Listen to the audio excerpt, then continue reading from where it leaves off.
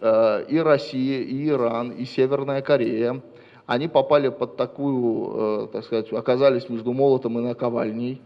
между внутриполитическим фронтом в Вашингтоне и между внешнеполитическим, безусловно. То есть здесь нельзя сказать, что Конгресс преднамеренно пытался наказать русских, иранцев или Северную Корею. Просто они оказались в нужное время в нужное место, потому что весь скандал, весь внутриполитический скандал связан с вмешательством России в избирательный процесс. Северокорейский вопрос, он был изначально удобен, потому что он активно муссировался. Иранский вопрос для республиканцев в принципе является одним из основных на Ближнем Востоке. И вот этот общий законопроект был оформлен еще по той причине, что очень многие в мире начали думать, что Америка куда-то уходит, что Америка начинает все сдавать, что позиции Америки ослабли. И, кстати говоря, представители обеих партий в течение 8 лет президентства Обамы, они очень активно критиковали внешнюю политику. Даже демократы. Почему они проиграли промежуточные выборы в Конгресс, потом проиграли Палату представителей, Сенат. Это было связано с тем, что очень многие конгрессмены считали именно внешнюю политику абсолютно провальной, начиная с арабской весны, заканчивая стратегией поворота в Азию. Все начали думать, что Америка уходит в отпуск, что Америка все сдает. Теперь вот этим законопроектом обе партии говорят, что Америка сохраняет свои лидирующие позиции в мире, что она никуда не собирается уходить и ничего сдавать не собирается. Պարոն Գալստյան, մեկ կարճ հարց, ուրեմն Թիլերսոնը հայտարարեց, ասաց, որ այս նոր պատժամիջոցները կստիպեն Ռուսաստանին, այսինքն կհանգեցնեն նրան, որ Ամերիկայի եւ Ռուսաստան-Ամերիկա հարաբերությունները կսկսեն ավելի բարելավվել։ Ինչ նկատի ունի այս հայտարարությամբ, այսինքն ինչպես կարելի է սանկցիաներով հարաբերություններ բարելավել։ Тиллерсону необходимо сейчас делать такие заявления, потому что администрация, в принципе, заявила, что она поддерживает принятие этих санкций, хотя немножко в такой обтекаемой форме. Тиллерсон тоже, следуя общему курсу администрации, делает подобные заявления. Конечно же, здесь они имеют в виду, что необходимо определенное давление на Москву, чтобы Москва в течение определенного периода пересмотрела свои подходы по различным внешнеполитическим вопросам, в частности по Украине, по Сирии и по многим другим, там очень много других вопросов. Но, конечно же, этот законопроект в первую очередь наносит удар по энергетической сфере. Там внешняя политика выступает больше как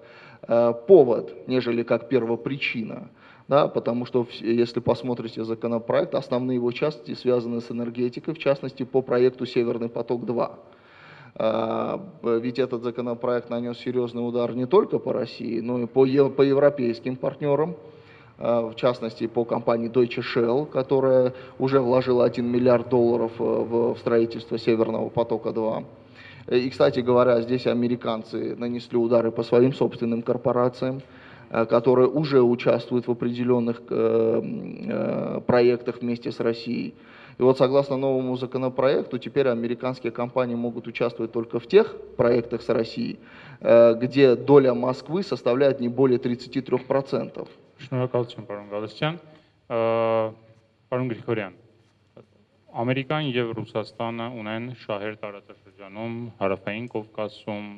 արդեն բողոքներ են, այսպես ասած, մենք տեսնում ենք կառավարական մակարդակով Եվրոպայում, հատկապես Գերմանիայում, որ դժգոհ են այս սանկցիաներից եւ ուրեմն կոչ են անում Ամերիկային, որպեսզի վերանայվեն դրանք։ Պարոն Գալստյանը դրա մասին նշեց, այլ մեր տարածաշրջանի վրա իհարկե ինքը կունենա ոչ ուղղակի, այլ ավելի շատ անուղղակի ազդեցություն եւ երկու գերտերությունների միջև հարաբերությունների սրումը միայն մի ֆրոնտում չէ, որ կարող է հանգեցնել որոշակի հետևանքների, այնտեղ որտեղ նրանք շահեր ունեն եւ շահերը համընկնում են, չեն համընկնում, այլ բախվում են, կարելի է սպասել որոշակի լարումների։ Մեր տարածաշրջանում ինչ կարող ենք սպասել, հատկապես որ սանկցիաները նաեւ Իրանի դեմ են, որը Հայաստանի հետ սահման ունի։ Խնդրեմ։ Բարև ձեզ։ Շնորհակալություն հրավերի համար։ Նախ ուզում եմ ասել ավելի կարևոր հարցից մի երկու րոպե կխոսամ, հետո կանցնեմ այս հարցին։ Եթե դուք նկատել եք, այս վերջի ժամանակ շատ է շոշափվում Ռուսաստանի քայլերը, Ամերիկայի, Եվրոպայի քայլերը, ու ես նկատել եմ մեր մամուլում այսպես տենդենց կա։ Սա ռուսաֆոբ է, նա եվրոպաֆոբ է, սա ամերիկաֆիլա եւ այլ։ Մենք գիտեք ինչին պետք է սովորենք։ Սովորենք ելնել Հայաստանի շահերից։ Օրինակ, երբ որ ես քննադատում եմ Ռուսաստանի քաղաքականությունը, քննադատում եմ այն պատճառով, որ այո, կարող է վնաս հասցնել Հայաստանին։ Դա շատ կարևոր է, քանի որ ուշադիր հետևեք, քանի որ հիմա հասկանալի է Միացյալ Նահանգներ Ռուսաստան ինչքան սրվեն հարաբերությունները, այդքան այդ սրումը ստեղ կարտահայտվի ինչու՞մ, որ կողմնակիցները կամ մարդիկ ովքեր համաձայն չեն, օրինակ Եվրասիական միության հետ կամ համաձայն չինելը կբերի նրան, որ մեզ մոտ այդ քաղաքական բախումները կուժեղանան։ Մինչդեռ մենք պետք է սովորենք այդ կուլտուրան կամաց Հայաստանում պետք է տարածել։ Խոսել, ելնել Հայաստանի շահերից։ Շատ անգամ ինձ ասում են, բայց դա վատ չի, չէ, տեսակ Ռուսաստանի համար լավ է։ Ինչ Ռուսաստանի համար լավ է, ավտոմատ չի նշանակում, որ լավ է Հայաստանի համար։ Նույնը Ամերիկայի դեպքում։ Ինչ Ամերիկայի համար լավ է, ոչ բոլոր անգամ է, որ կարող է լինի մեզ համար օգտակար։ Ուրեմն մենք պետք է սովորենք, ես ինչի պատահական չեմ ասում, ուշադիր հետևում եմ մամուլին, շատ հարգում եմ, գիտեք, մամուլը բոլորիդ շատ հարգում եմ, բայց այս դրա վրա ուշադրություն պետք է դարձնել, քանի որ կարդում ես, ասում են, գիտեք, սա ռուսաֆոբ է, ու նայեք ինքը ինչ ասեց, դուք խոսացեք դրա մասին, ինչ ասեց այդ մարդը, հետո նայեք այդ ճիշտ է ասածը, թե ոչ, հետո պիտակներ կպցրեք։ Հիմա անցնենք մեր թեմային։ Գիտեք, ինձ համար այս պատմությունը Միացյալ Նահանգների հետ ու այդ հարաբերությունները Ռուսաստան ու Թրամփի նախագահությունը, գիտեք ինչով է շատ կարևոր։ Այ մենք շատ ենք խոսացել ժողովրդաբարության մասին, խոսում ենք շատ անգամ մարդիկ մենք չենք խորանում դա ինչ է նշանակում։ Այս ինչ որ կատարվում Միացյալ Նահանգներում դասական ժողովրդաբարություն է։ Երբ որ եկավ նախագահ, որը ուներ ինչ որ կարծիք, դա շատ լավ է, Տրամպը բավական համարձակ լուրջ նախագահ է։ Բայց այդ կարծիքը չի կիսում պարլամենտը, նույնիսկ իր կուսակիցները։ Տեսակ իրենք ինչ որոշում կատարեցին։ Շատերը այսօր մոռացան, որ մի քանի ամիս առաջ Տրամպը մի քանի հրամաններ արձակեց կապված միգրանտների հետ։ Հիշում եք 2 թե 3 փաստաթուղթ արձակեց։ Դատարանները բեկանեցին, հետո եկան ինչ որ ընդհանուրի, գիտեք, ինչ որ փոփոխություններ Տրամպի ադմինիստրացիան արեց եւ այլ եւ այլ։ Բայց միտքս ինչու՞մ է։ Այդ հակակշիռների մեխանիզմը աշխատում է Միացյալ Նահանգներում, ու մենք դա տեսնում ենք, դա շատ կարեւոր է։ Հիմա ոնց է անդրադառնալ, քանի որ Արեգը շատ մանրամասն ու շատ հանգամանալից ներկայացրեց Միացյալ Նահանգների քաղաքականությունը, ես կանդրադառնամ Հայաստանին։ Ոնց կարող է ազդել։ Վերցնենք ԵՏՄ-ն, Եվրասիական տնտեսական միությունը։ Հասկանալի է, եթե Ռուսաստանը քիչ փող ունենա, սանկցիայի տակ է ընկե, ոչ միայն ուժեղացված սանկցիաների տակ Ամերիկայի, դուք գիտեք, մի քանի օր առաջ Եվրոմիությունն էլ երկարաձգեց իր սանկցիաները մի տարով։ Ուրեմն ուժեղանում է այդ ճնշումը, պարզ է, որ ավելի քիչ փող կունենան, ավելի տնտեսությունը ծանր վիճակում կլինի, ուրեմն Ռուսաստանը չի կարողանալու ծախսեր փողեր ԵՏՄ-ի վրա։ Հասկանալի է, չէ՞, դա հասարակ հաշվարկ։ Ինչ անելու Ռուսաստանը, ես գիտեմ ինչ անելու։ Ռուսաստանը ԵՏՄ-ի միջոցով կմտցնի խաղի կանոններ եւ իր ներքին օրենքները կփոխի այդպես, որ պաշտպանի իր արտադրողին ու իր աշխատողներին։ Օրինակ, երբ որ Ռուսաստանը այդ վկայականները, վարորդական վկայականները այդ օրենքը փոփոխությունը մտցրեց ու արգելեց մեր վարորդներին աշխատել մեր վկայականներով վարորդական Ռուսաստանում եւ այլ երկրների, ինչ արեց դրանով Ռուսաստանը, պետք է մենք հասկանանք։ Ռուսաստանի տեսանկյունից ճիշտ քայլ արեց, պաշտպանեց իր աշխատողին։ Հիմա մեր վարորդների փոխարեն ռուսաստանցի վարորդները կաշխատեն։ Չգիտեմ, եվրոպացի կամ Ուկրաինայի վարորդների փոխարեն ինքը պաշտպանեց։ Երբ որ իրանք ակցիզները բարձրացրեցին, ներմուծվող Ռուսաստան ալկոհոլի վրա, ինչ արեցին։ Իրանց արտադրողին պաշտպանեցին, չէ՞։ Ինչ է նշանակում, որ ակցիզները մեծանում են։ Ուրեմն գինը մեր կոնյակի ռուսական շուկայում բարձրանում է, գինը մեր գինու բարձրանում է։ Հասկացաք։ Ուրեմն իրանք պաշտպանեցին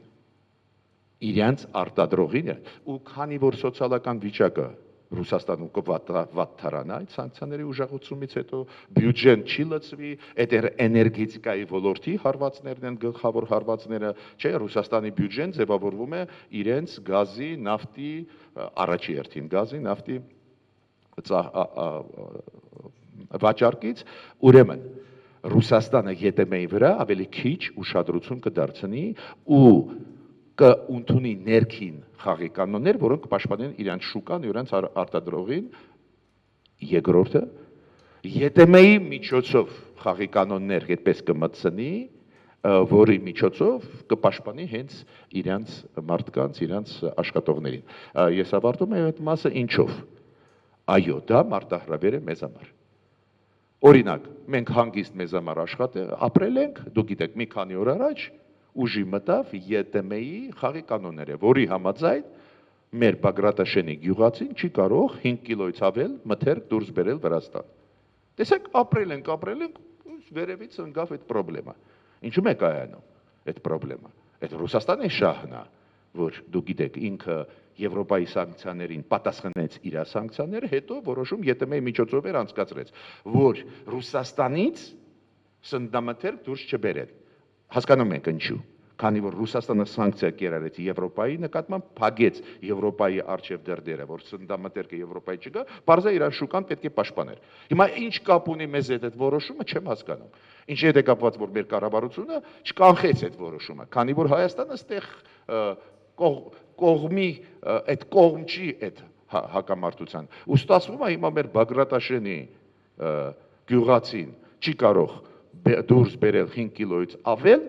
բայց դուք գիտեք, դրանով մարդիկ լուծում էին սոցիալական հարցեր, ասենք 20 կիլո դուրս են բերում միրգ, մի բան առնում էին, ներս էին բերում, այդ փոքր կոմերցիոն նպատակներով չի կարող դուրս բերել, ինչ այո, չի կարող, նո 5 կիլոից ավել, եթե դու չես կարող դուրս բերել մթերք, դա նշանակում է կոմերցիոն դու չես կարող գործել, չէ՞, 5 կիլոյով դու կոմերցիա չես անում, չէ՞, մի 50 կիլո պետք է դուրս բերես։ Հիմա, քանի որ դա արգելվեց, այս գյուղացիք այնտեղ ապրող, ովքեր մանր բիզնեսով էին զբաղվում, պահում էին ընտանիքը, հիմա չեն կարող պահել։ Ու ես ինչի այդ օրինակը բերեցի, այդ երկու օրինակներ, որ մենք պետք է հասկանանք, որ հիմա Ռուսաստանը իրան պետք է պաշտպանի։ Ինքը չի նայի Հայաստանի շահերի մասին, չգիտեմ, ուրիշների մասին։ Ու այս ձևի որոշումները բազմակի կլինեն, դու կներես, ամեն օր կբազմանան եւ այլ եւ այլ։ Հիմա մենք պետք է մտածենք ոչ պաշտպանել։ Դες ուղղակիորեն սանկցիաները մեզ հետ կապված չեն Ամերիկայի ու Եվրոպայի, բայց անուղղակի կհարված այդպես ու ես ասացի եւ ԵՏՄ-ի միջոցով եւ Ռուսաստանի ներքին օրենքների փոփոխության միջոցով, քանի որ Ռուսաստանը իր շուկան, իր արտադրողին, իր աշխատողին պետք է պաշտպանի, չէ՞։ Հասկանում եք, իրանք էլ ներքին քաղաքական հարցեր են լուծում, չէ՞։ Պուտինը չի ուզում, որ լարվածությունը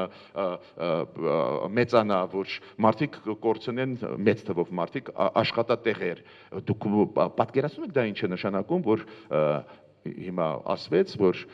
այդ Սևեռնի պատոկի հետ կապված, չէ, հյուսիսային հոսքի հետ կապված, որ այնտեղ, ասենք, սանկցիաներ սկսում են կիրառել, ինչքան նաև ռուսական կողմը ինչքան է դժվելու։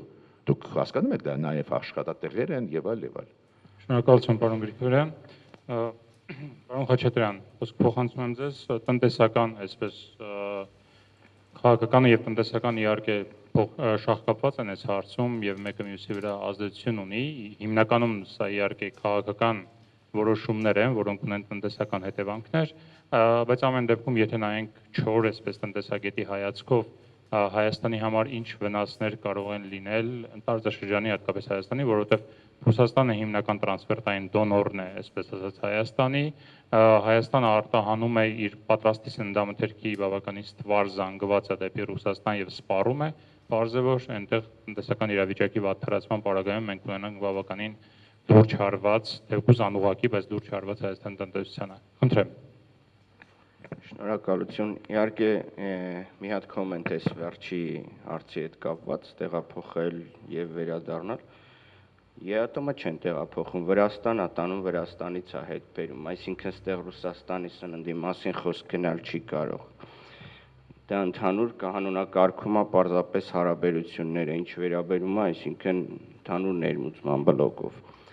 Անդրադառնամ ձեր հարցադրմանը։ Իհարկե այսպիսի մի օրինակ բերեմ տնտեսագիտական զուտ տեսանկյունից,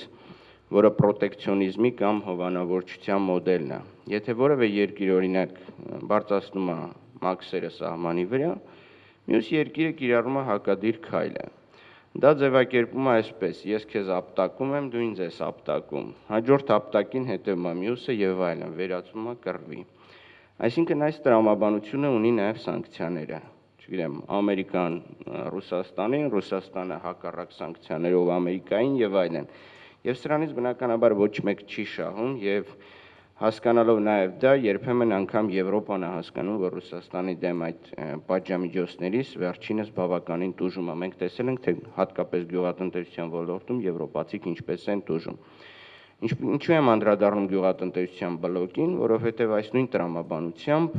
ռուսները սկսեցին բավականին էյֆորիկ վիճակում հայտնվել հատկապես գյուղատնտեսության բնագավառում, այն պարզ պատճառով, որ սկսեցին ինքնաբավության մասին մտածել, որովհետև նույն Եվրոպայից մատակարարվող այդ գյուղատնտեսական ապրանքները ստիպված էին տեղում արտադրել։ Դա նաև հնարավորություն է դիտարկում որպես Հայաստանի համար։ Այսինքն մենք այդ գործոնը կարող ենք օգտագործել եւ մեր արտահանման բլոկով, այսինքն ինչ որ առումով սանկցիաներից շահել։ Այսինքն պետք է բաժանենք երկու մասի այդ սանկցիաները՝ բլոկ, որը կարող ենք մենք օգտագործել եւ շահել, եւ բլոկ, որից մենք տուժելու ենք։ Բնականաբար տրանսֆերտների բլոկ։ Մենք հանդիսանում ենք կոնկրետ Ռուսաստանից բավականին շատ տրանսֆերտներ ստացող երկիր եւ մենք նկատում ենք իհարկե վերջին տարիներին, որ 2 միլիարդից ավելի տրանսֆերտներ ստացող Հայաստանը այժմ 1.3, 1.4 միլիարդի է հասցրել իր այդ ցուցանիշը եւ կարելի ասել ինչ որ առումով հարմարվել ենք այդ իրավիճակին։ Եթե դրանից էլ իջավ, բավականին լուրջ հարված կլինի տնտեսությանը։ Հաջորդը դա նավթի գներն են, այսինքն որը Ռուսաստանի տնտեսությանը էլի հարված կարող են հասցնել, չնայած այստեղ էլ էլի հակասություն գոյություն ունի։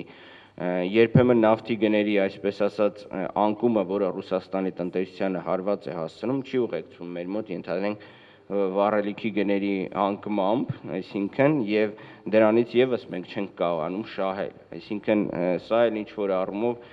հակադիր փաստարկ ներկայացնեմ։ Ինչ վերաբերում է երրորդ բլոկին, դա ընդհանուր արտահանման տեսանկյունից Ռուսաստանը մեր համար վերածվել է այն երկիրը, որտեղ ուղղվում է մեր արտահանման 21, անգամ վերջերս մոտ 22%-ի է մոտենում մեր արտահանումը։ Հետևաբար դիվերսիֆիկացիայի տեսանկյունից թույլ արտահանման կառուցվածք ունեցող Հայաստանի համար իր համար առաջին գործընկերը ենթարկվում է պատժամիջոցների եւ տնտեսական վատ վիճակի։ Երրորդը կարելի է դիտարկել ներմուծման գործոնը։ Մենք ամենաշատ ապրանք ներմուծում ենք Ռուսաստանից, չնայած այստեղ ռուսական ապրանք, այսպես ձևակերպեմ, եւ նաեւ Ռուսաստանի միջոցով, որովհետեւ այստեղ տարբերություն կա, շատ դեպքերում մենք տեսնում ենք, որ նույն ռուսական ապրանքը միջնորդավորված սխեմաներով է հասնում Հայաստան եւ այդ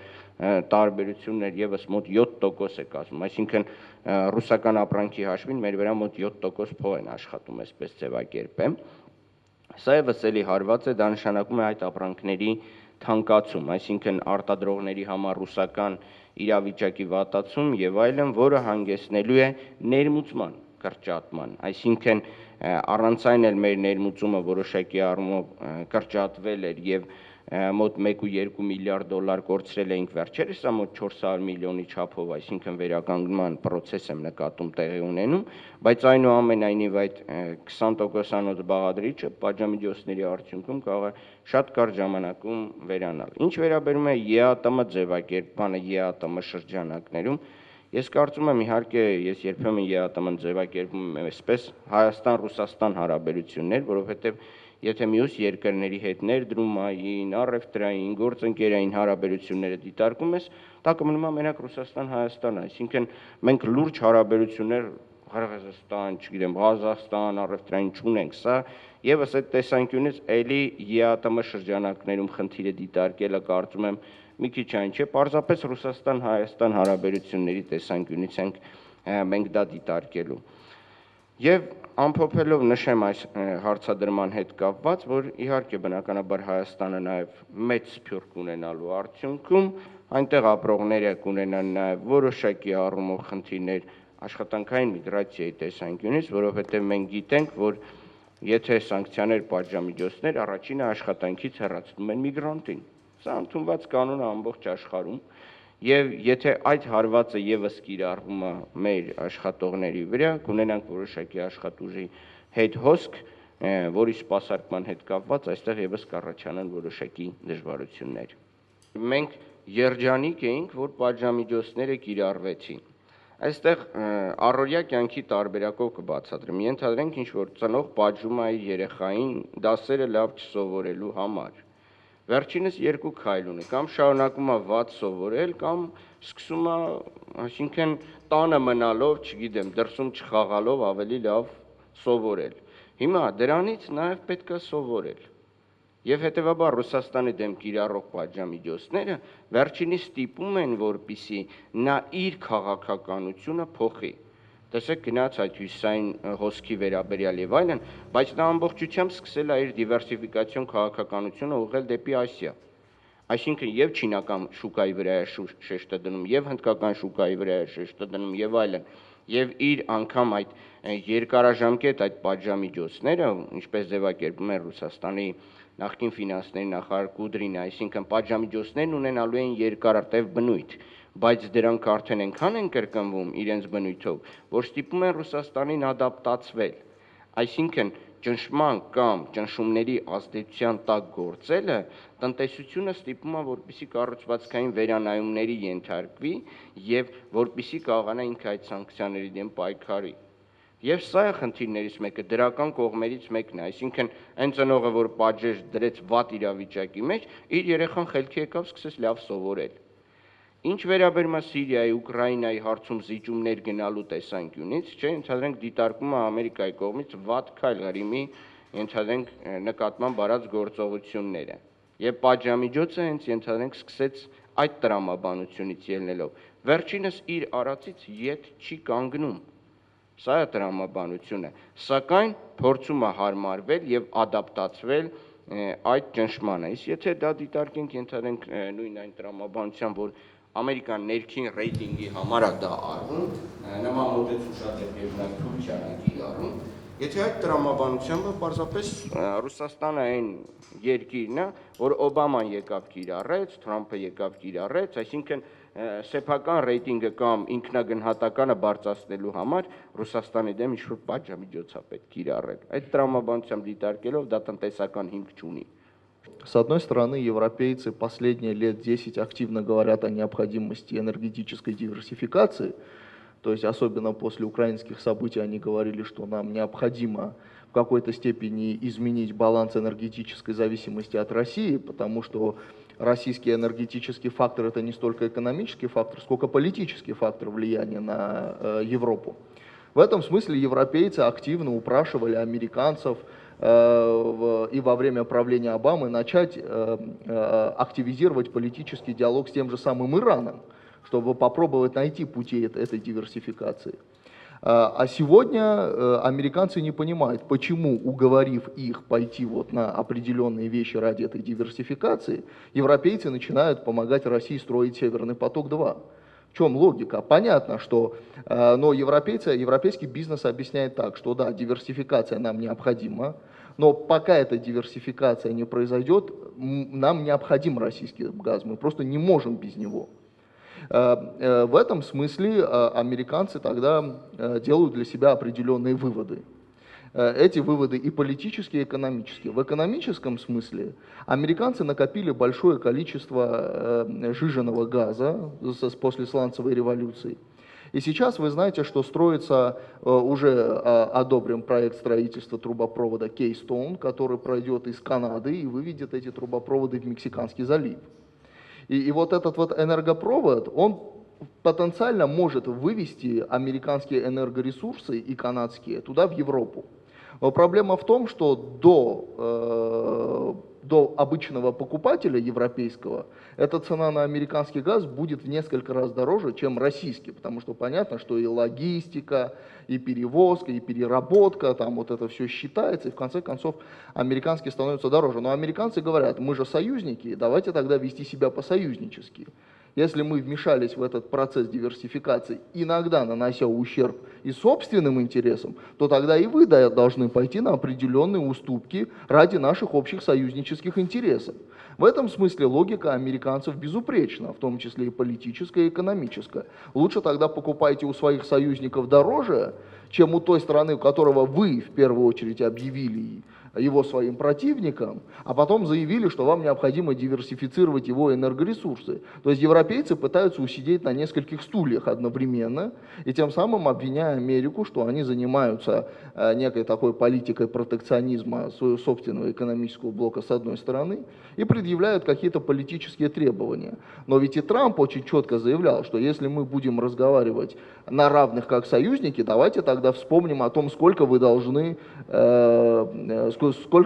НАТО, да, потому что не все выполняют условия там, о выделении 2% ВВП. Давайте вспомним другие вопросы. И в этом смысле я не думаю, что у европейцев есть какие-то серьезные инструменты для того, чтобы оказать давление на американцев. Более того, американцы настолько серьезно рассердились по этому вопросу и настолько решительно действуют, что они нанесли ущерб не только европейцам, но и своим собственным корпорациям. В процесс лоббирования отмены этого законопроекта было вовлечено 2242 лоббиста, профессионала. Такого не было ни разу в американской истории. И даже госсекретарь Рекс Тиллерсон, будучи сам крупным лоббистом, бывшим директором ExxonMobil, а ExxonMobil и Chevron были против этих санкций, потому что им проще работать с Россией, там, получать оттуда эти деньги, там где-то коррупционные схемы, где-то откаты, в общем, работать так гораздо проще. Но даже они не смогли никаким образом повлиять на отмену этого законопроекта. Понимаете, в этом смысле Конгресс четко показал, что он настроен очень решительно,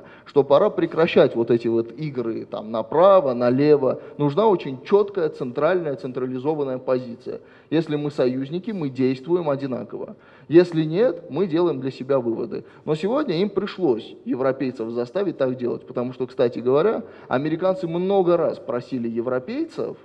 сделать это мирными путями, переговорами, согласовывая. Но европейцы очень часто вели такие подковерные игры. Говорили американцам, что нет, мы как бы все поняли после Украины, мы не будем с Россией иметь никаких серьезных дел, в том числе по энергетическим вопросам. И тут главные европейские энергетические компании вкладывают $1 миллиард в строительство Северный поток-2. Как американцам на это реагировать? Вот вы вот представьте, два союзника вам говорят, что все, мы поставили на этом крест, и при этом в твоей компании вкладывают огромные деньги в строительство проекта, который, кстати говоря, если бы он был бы реализован, он бы превратил предыдущие американские санкции просто в пустой звук. Как американцы должны были реагировать на это? Конечно, самым жестким способом. Շնորհակալություն, խնդրեմ պարոն Խաչատրյան։ Մի հատ էլ միտք ավելացնեմ դրան, տեսեք, Իրան, Ռուսաստան եւ Քաթարը մենք մոռացանք։ Այս երեք երկրները գազային հսկաներն են։ Այսինքն սանկցիաների տրամաբանությունը միայն Ռուսաստանով չի սահմանափակվում այստեղ։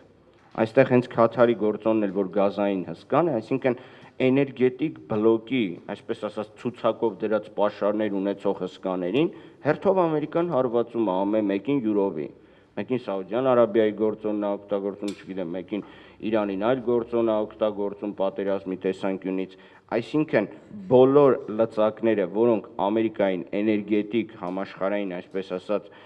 դերակատարում կբարձրացնեն եւ անգամ տեսեք առաջարկություններ, որ մերժվեց ճիշտ է, թե ճիշտ չի Հայաստանին, այսինքն դեսպանի կողմից 8 միլիարդ դոլարի հասնող, սրանք բոլորը լծակներ են անգամ Ռուսաստանին իր գործընկերներից կտրելու համար։ Այսինքն կիրառվում է երկու տիպի սխեմա, ամբողջ աշխարհի մակարդակով եւ առանձին վերցրած երկիր առ երկիր, բայց վերջինիս ազդեցությունը Ռուսաստանի այնքան մեծանույն ինքը Եվրոպայում, որ շատ բիզնեսմեններ պատրաստ չեն գնալ նման տիպի զիջումների ֆինանսական Իրանի գործոնների մասով, պարոն Խաչատրյան, տնտեսական առումով մենք ինչ խնդիրներ կունենանք կամ արդյոք թե չէ։ Բնականաբար, տեսեք, մենք ունենք ընդհանրապես երկու ճանապարհ, որոնցից մեկը Իրանն է։ Եթե Իրանի դեմ կիրառվում են պատժամիջոցներ, մեր առևտրաշրջանառության մոտ 25-ից 30%-ն է անցնում Իրանի տարածքով, մնացած մոտ 75-ից 80%-ն է շատ դեպքերում անցնում Վրաստանով։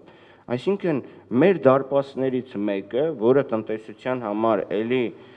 ռիսկային իրավիճակներում լուծումը հանդիսանում, մենք նկատում ենք, այսինքն մեր երկու կարևորագույն գործընկերներից մեկը, որը մեկը հարևան գործընկեր է, մյուսը որպես տնտեսական գործընկեր հարվածի տակ են։ Այսինքն Հայաստանը այս առումով հայտնում է լուրջ հարվածների ազդեցության տակ, իսկ Իրանի նկատմամբ կիրառվածը էլի իր ազդեցությունն է եւ տուրիստական հոսքերի կրճատման տեսանկյունից է տեղի ունենում եւ առևտրաշրջանառության, որովհետեւ շատ միշտ տասնյակի մեջ Իրանը մեր համար եղել է տարբեր տարիների, այսինքն Իրանի գործոնը եւս պետք է չմոռանանք որպես բացասական։ Շնորհակալություն, խնդրեմ։ Իհարկե, կարող եք։ Вот по поводу Ирана, если посмотрите законопроект, то Иран затронут не очень серьезно. По одной простой причине, потому что все-таки тот же самый Конгресс, он ратифицировал соглашение, международное соглашение «шестеркой», в том числе, когда большинство Конгресса было республиканским. И сегодня принимать контрмеры относительно Ирана с эффективной точки зрения можно только при одном условии, даже чисто технически, если это соглашение будет аннулировано. Пока это соглашение международное не аннулировано со стороны Соединенных Штатов, речь о серьезных санкциях против Ирана просто быть не может. И вы можете открыть этот законопроект и посмотреть. Об Иране там всего 5-6 строк и достаточно размытых, абсолютно непонятных. То же самое, как Северная Корея. Основная цель Конгресса все-таки это была Россия, потому что 70% законопроекта касается России. Банковская сфера, энергетическая сфера, военно-техническая сфера. Там Иран, кстати, это небольшой фокус для тех же самых республиканцев, потому что президент Трамп, выступая против Ирана, говоря о том, что необходимо пересмотреть отношения с Ираном, необходимо даже угрозы войны, ну, обычная риторика республиканцев в отношении Ирана. В этом смысле, если они включают Россию в один пакет с двумя государствами, против которых у Белого дома есть очень четкая позиция отрицательная, то теперь пускай Трамп попробует не подписать, тогда ему его же собственная партия и другие скажут: вы же говорили, что вы серьезно настроены против Ирана и против Северной Кореи. Так как же вы не подписываете введение даже таких косметических санкций против Ирана и Северной Кореи? В чем проблема? В этом смысле Иран и Северная Корея — это определенные элементы, которые были внедрены в эту резолюцию, но если вы ее посмотрите, она в основном целиком и полностью это Россия. Все остальное это всего лишь просто определенный политический такой цемент, которым закрываются вот все остальные более важные вопросы. Поэтому я не думаю, что у Ирана будут какие-то серьезные проблемы. Более того, американцы же держат у себя в голове тот фактор, что если в принципе сегодня они блокируют Северный поток-2, необходима какая-то альтернатива для тех же самых европейцев. Катар быть такой альтернативой не может по очень многим причинам, в том числе в плане логистики. А вот Иран может, и они все равно у себя в голове это держат. И даже министр энергетики Рик Перри заявил, что мы рассматриваем возможность продолжения политического диалога с Ираном по энергетическим вопросам. Это заявил министр энергетики. То есть, в принципе, американцы оставляют окно возможностей для того, чтобы все-таки, если они блокируют Северный поток-2, пока временно найти для европейцев какую-то другую альтернативу, пока они не проложат свой собственный трубопровод, потому что американский трубопровод — это долгосрочный проект. Понятно, что европейцы не могут ждать его так долго. Зима близко. Да, зима близко, но если ты блокируешь один маршрут, ты должен предлагать альтернативу. Для чего тогда весь вот этот вот сыр-бор с международным договором, с реабилитацией диалога с Ираном, чтобы сейчас его блокировать, это нелогично. А երբ որ ես խոսում եի խնդիրների մասին, ես Ռուսաստան-Հայաստանի մասին հարաբերությունների մասին չէի խոսում։ Այդ խնդիրների մասին դուք գիտեք, նախորդ ժամանակ եղել է, այսօր է եղել, նաև այդ մարիվտրի ոլորտում ես խոսում եի ու հիմա նորից կրկնում եմ այն նոր խնդիրներին, որոնք առաջացան մեր անդամակցությունից հետո ԵԱՏՄ-ն ինչ որ խաղի կանոններ ունի ու սկսեցին աշխատել այդ խաղի կանոնները։ Ուրեմն ստեղ խոսքը չի գնում նրա մասին, որ Ռուսաստանի, ասենք, տրանսֆերները փոքրացան, թե մեծացան, դա էլ խնդրեմ է, դա էլ պետք է ուսումնասիրենք։ Խոսքը գնում է ԵԱՏՄ-ի մասին։ Ստեղ մենք ստանձնեցինք պարտավորություններ, նաև Ռուսաստանը ստանձնեց պարտավորություն, նաև Ղազախստանը, նաև Բելարուսը ու սկսեց մեխանիզմ աշխատեց։ Ու այսօր ես տեսնում եմ մենակ բացասականը, միգուցե դրականը կա, թող մեզ ասեն։ Ու երբ որ ես ասեցի մեր ապրանքի արտահանումը Վրաստան։ Ուրեմն երկկողմ հարաբերությունները Ռուսաստան-Հայաստան խոչընդոտ չեն, բայց բազմակողմ ՀԻԱՏՄ-ի շրջանակներում, այո, հիմա ինստրուկցիան եկավ, որի համաձայն 5 կիլոից ավել դուք չեք կարող դուրս բերել Վրաստան մթերք։ Երրորդ պետություն, երբ ասում են Վրաստան, այս դեպքում կոնկրետ դեպք է Վրաստանի հետ, բայց երրորդ պետություն, ու մյուսը, ես ավարտեմ հետո, Իրանի հետ։ Ես համաձայն եմ, որ ոչ մի խնդրեմ այդ սանկցիաները Իրանի կոնտեքստով մեզ համար չեն առաջացնի Ամերիկայի սանկցիաները, որոնք մասամբ Իրանի հետ են կապված։ Հենց ՀԻԱՏՄ-ն առաջացնում է խնդրեմ, հասկանալու եք ինչու։ Մենք ունենք ազատ առևտրի գոտու հին պայմանագիր Իրանի հետ։ Այսօր թարմացնենք, մենք իրավունք չունենք, դուք գիտեք։ Ինչու։ Մենք դարձանք ՀԻԱՏՄ-ի անդամ, այդ առաջինը։ Երկրորդը ՀԻԱՏՄ-ի այդ տեխնիկական բաների պատճառով, օրինակ բենզինը, այդ նավթամթերքները մենք կան սահմանափակումներ ու չեն բերվում Իրանից։ Հարցը մենակ նրանում չի, որ մենք ասենք միայն ասենք ինչ որ փոքր քանակով են առնում Իրանից։ Մենք չենք կարող բերել, քանի որ սկսեցին աշխատել այս տեխնիկական պահանջները։ Իբր իրանց նավթամթերքները չեն բավարարում այդ ՀԻԱՏՄ-ի։ Միտքս ինչու՞մ է կայանում։ Այդ շատ կարևոր է այդ թիրախը ֆիքսել, որ գլխավոր խնդրեմը որտեղից է գալիս։ Մենք կարող ենք խոսել տարբեր պետությունների, Չինաստանի հետ, մեր հարաբերությունների տարբեր, միտքս իմ կայանում է շատ հասարակ բանում։ Այդ սանկցիաները ինչ որ ոչ ուղղակի ազդեցություն կունենան, բայց առաջի ու գլխավոր ազդեցությունները գալիս են ՀԻԱՏՄ-ի մեխանիզմի շնորհիվ։ Ռուսաստանը այնտեղ կթուլանա, ուրեմն ՀԻԱՏՄ-ն չի աշխատի, բայց ինստրուկցիաները կաշխատեն։ Շատերը մտածում են, որ ՀԻԱՏՄ-ի ինստրուկցիաները չեն աշխատում են։ Դուք գիտեք, որ հիմա խնդրեմ կա կոմպյուտեր ներմուծել Հայաստան։ Հեսա հրապարակումները կարդացեք։ Ինչու՞ է կայանում։ Պարզվում է Ռուսաստանը, երբ որ Ռուսաստան ներմուծում են կոմպյուտեր այլ պատճառներով, բավական օբյեկտիվ, ինչ որ բաներ ստուգում է, բայց այդ գերտերությունը ինքը ունի լուրջ խնդիրներ տարբեր երկրների հետ։ Ու այս տարածվեց հիմա ՀԻԱՏՄ-ը։ Հիմա այս խեղճ ու կռակ մարդիկ 5 հատ կոմպյուտեր բերում են Հայաստան, հետո պետք է 10 տեղ գնան, ինչ որ ստուգումներ են, բան, շիֆրավալն եւ այլ եւ այլ։ Հիմա եթե դες մանրամասն ասում եմ, կապշեք։ Բայց դա թանկացնում է, չէ՞, այդ գինը, այդ ապրանքների։ Բայց դա կարգավորվում է ոչ թե ռուս հայկական խնդիրները, ոչ, կարգավորվում է ՀԻԱՏՄ-ով։ Էս է իմ ասածը։ Շնորհակալություն, պարոն Գրիգորյան։ Այսպեսի մի կարծիք կա, պարոն Գրիգորյան, դուք քանի որ խոսեցիք ՀԻԱՏՄ-ի մասին, եվրոպացի փորձագետներն են դրա մասին խոսում, որ եթե կիրառում են սանկցիաներ, ապա Ռուսաստանը թեքվում է ավելի շատ դեպի Ասիա, դրա արդյունքում խորացնում է հարաբերությունները ասիական եւ խաղաղօվկիանոսյան այդ բասեինի շրջանի պետությունների հետ, ինչպես նաեւ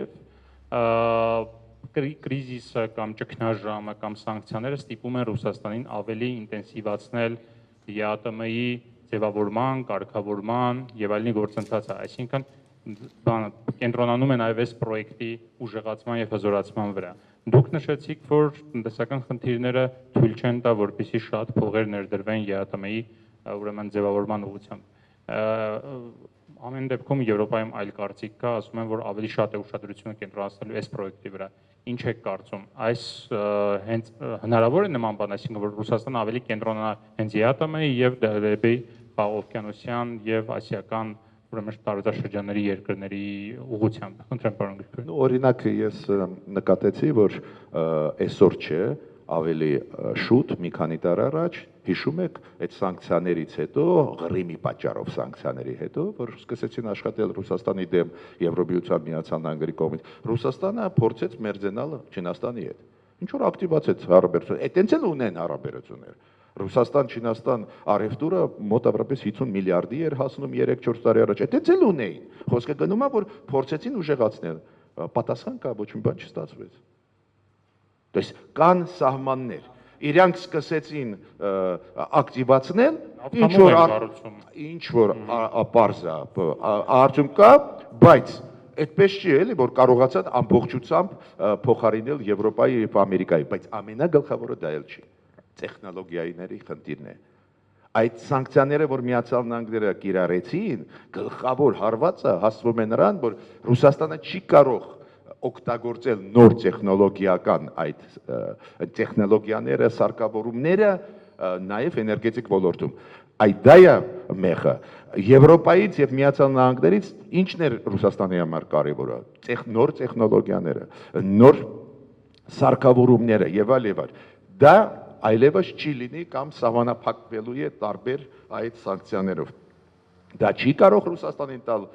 Չինաստանը։ Մյուսը, երբ որ ձեզ հետ աշխատում է Եվրոպան կամ Միացյալ Նահանգները, միշտ խնդիրը դնում են կոռուպցիայի դեմ պայքար, չգիտեմ, ժողովրդավարության զարգացում եւ այլ։ Այս ձևի խնդիր չի դրվում, երբ որ Ռուսաստանը Թուրքիայի հետ հիմա փորձում է մերձենալ կամ Չինաստանի հետ։ Ուրեմն տեխնոլոգիապես կառավարման լոջիստիկայի իմաստով չի զարգանա Ռուսաստանը, դրա մասին է խոսքը։ Թե չէ ֆորմալ նոր շուկա գտան, դնացին նոր շուկա։ Եթե պետք շուկաներով լուծվել, խնդիր չկա, բայց նաև լուծվում է այլ գործոններով, գիտությունով։ Եթե գիտությունը չես զարգացնում, ոչ մի բան չի ստացվի, կգնաս չինացիների մոտ կամ կգնաս վիետնամցիների մոտ։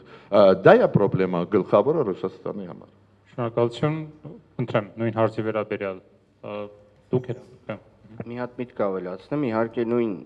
Ռուսաստանը 80 միլիարդանոց միանգամից պայմանագիր է կնքում Չինաստանի հետ, եւ դա արդեն իսկ խոսում է լուրջ հարաբերությունների մասին։ Երկրորդը ավելացնեմ հետեւյալը. առևտրային հարաբերությունները Ամերիկայի եւ Չինաստանի միջև բավականին սրվել են վերջերս եւ հատկապես մոտ 9 ընկերություններ սկսած Boeing-ից վերջացրած McDonald's-ով, որ իրան զարգացման ծրագրերի մեծ մասը Չինաստանի տնտեսության հետ կապում էին, հիմա ստիպված են այդ ծրագրերից հետ կանգնել։ Այսինքն Չինաստանը բոլոր դեպքերում BRICS-ի շրջանակներում եւ այդ միությունը հատկապես Ռուսաստանի հետ փորձում է այլ ընտրանքային լուծում գտնել կոնկրետ այդ սանկցիաներին, պատժամիջոցներին եւ կոնկրետ իր քաղաքականությանը։ Հասկանալի է, որ դեպի ասիական ուղղվածությունը բնականաբար ավելի ուժեղանալու է այստեղ եւ կորեական գործոնի մասին է շատ դեպքերում խոսք գնում, որ համագործակցությունը սկսելու է ընդլայնել եւ այլն, այսինքն նույն ինքը ԵԱՏՄ-ի հետ ազատ առևտրային հարաբերությունների պայմանագրեր կնքելու մոտ 42 երկրների ցանկ է բերվում, որոնք այդ շրջանակներում փորձում են էլի համագործակցել եւ այլն։ Այսինքն ինչ որ առումով այս միությունը կարող է կայացման ընթացք ունենա, բայց այն որ այս պայդրությամբ մենք դրանից կարողանում ենք օգտվել միայն Ռուսաստանի տեսանկյունից, դա ակնհայտ է։ Եվ ինչ վերաբերում է Ռուսաստանը իր հարցերը կկարողանա լուծել, թե չէ այս տեսանկյունից դիտարկենք, Եվրոպայից անմիջապես չի կտրվի, բայց եթե նայում ենք անգամ աշխարհի տեսանկյունից մի հատ հետաքրքիր շրջանակ գոյություն ունի, թե աշխարհի բնակչության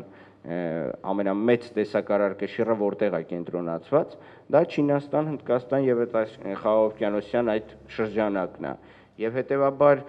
բնակչության թվի եւ անգամ ներդրումների աճի տեսանկյունից Ռուսաստանի ուղղվածությունը հետագայում դեպի այդ տարածաշրջան վերջինիս բավականին մեծ շուկա եւ հաջողություններ ա բերելու, այսինքն Չինաստան գերակրողներից մեկը կարող է լինել նաեւ Ռուսաստանը, դա չպետք է մոռանալ։ Շնորհակալություն, իհարկե ձեր նշած գործոնները շատ կարևոր են, բայց կարևոր է նաեւ տնտեսության ստրուկտուրայի զարգացումը, տնտեսության ձևը, որակը, զարգացվածությունը տեխնոլոգիաների, ինչպես նաեւ հենց տնտեսության կառուցվածքի, այլ բան է շատ բնակչություն ունենալ եւ դրա հաշվին ինչ որ աճ ապահովել տնտեսության մեջ, մեկ այլ բան է տնտեսության որակյալ զարգացման ցուցանիշները։ Խնդրեմ, պարոն Գալստյան։ Знаете,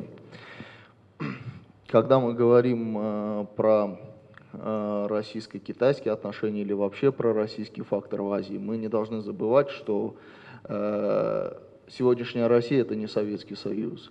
И в двусторонних отношениях с Китаем тон задает уже Пекин, а не Москва. В этом смысле китайцы очень сложные переговорщики, которые понимают, что если России некуда деваться, ставят настолько жесткие условия, что ты встаешь перед вопросом, а нужно ли это сотрудничество вообще. Вы думаете, русские это не понимают? Прекрасно это понимают. Тогда почему появился Северный поток-2? Почему, несмотря на всю кризисную ситуацию, несмотря на санкции, все равно «Газпром» решил проложить «Северный поток-2»? Почему они не начали прокладывать вторую трубу в Таиланд, третью трубу в Вьетнам, четвертую трубу куда-то еще? Они сосредоточились на «Северном потоке», потому что они прекрасно понимают, что труба в Европу – это и деньги в бюджет,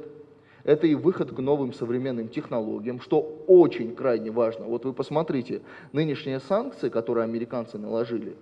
они ставят штраф на любые компании, которые предоставят любые новые технологии, которые помогут проложить этот Северный поток-2. В частности, там есть одна швейцарская компания, трубоукладчик, называется Allseas. Это одна из единственных в мире компаний, которая способна своими технологиями проложить вот подобную трубу туда. Таких технологий нет ни у китайцев, ни у вьетнамцев, ни у таиландцев. И, естественно, русским нужны эти технологии. Плюс ко всему нельзя забывать, что отношения с Европой это все-таки не только политика, не только экономика, это еще и цивилизационный вопрос. Все-таки не будем забывать, что большая часть финансов, денег всей российской финансовой элиты находится там. Оно находится не в Китае, оно находится в Европе и в Соединенных Штатах. Не будем забывать, что там их семьи, там учатся их дети. Там с Европой и с Америкой, как бы сложные не были отношения, Россия будет пытаться их восстанавливать. Потому что даже тот же самый президент Путин, он все время говорит, что мы готовы к диалогу. Мы готовы к диалогу, потому что они прекрасно понимают, что и деньги там, и технологии там, и самое главное, будущее там. Если ты идешь в направлении Азии, в китайском направлении, ты должен быть готов к тому, что через какое-то определенное количество времени ты станешь сырьевым придатком Китая, не получив за это абсолютно ничего. И уже сейчас китайцы довольно активно об этом говорят. Поэтому поэтому русские очень осторожны в китайском направлении. Несмотря на то, что они делают красивые заявления о дружбе, они очень осторожны. Даже тот же самый проект «Сила Сибири», который идет, там есть большое количество ограничений, которые навязали именно русские, потому что они понимают, что если дать китайцам возможность сильно влиять через эту трубу на Россию, это может закончиться очень плачевно, учитывая протяженную границу, учитывая, насколько близко Китай находится к российскому Дальнему Востоку, какие серьезные инвестиции Китай туда вливает. Это чревато очень серьезными последствиями в будущем. Поэтому в любом случае, вот понимаете, вообще я вижу все вот эти ссора Европы и США с Россией, это как ссора в одной семье. Понимаете, в любом случае, хотите вы или не хотите, у русского гораздо больше общего с немцем или с французом, нежели с китайцем или со вьетнамцем.